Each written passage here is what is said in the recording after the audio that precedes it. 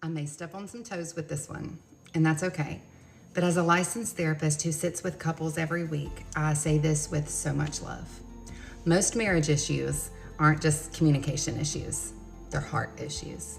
In therapy, we can talk about communication skills, we can talk conflict resolution, we can talk love languages, attachment styles, date nights. But listen, if the gospel is not the foundation of your marriage, everything we discuss just becomes temporary behavior management, because only Jesus changes us at the heart level. The gospel is what teaches us how to love when we don't feel like loving, how to forgive when our flesh wants to hold a grudge, how to pursue connection when pride tells us to pull away, how to choose righteousness when selfish desires scream louder. Those choices don't come natural. That's supernatural.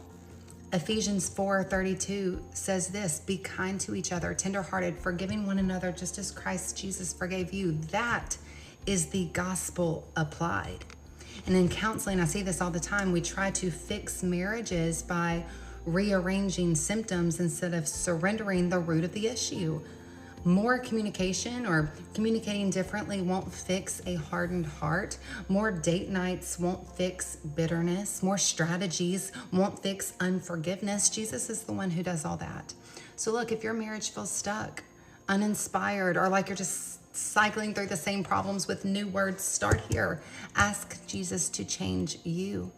Ask him to soften what has become hard, to expose what has become hidden. Ask him to heal what has been festering for far too long, because when Jesus transforms our hearts, we don't just modify behavior. We begin to see and to speak and to love and to live differently. And that is where marriages actually begin to change.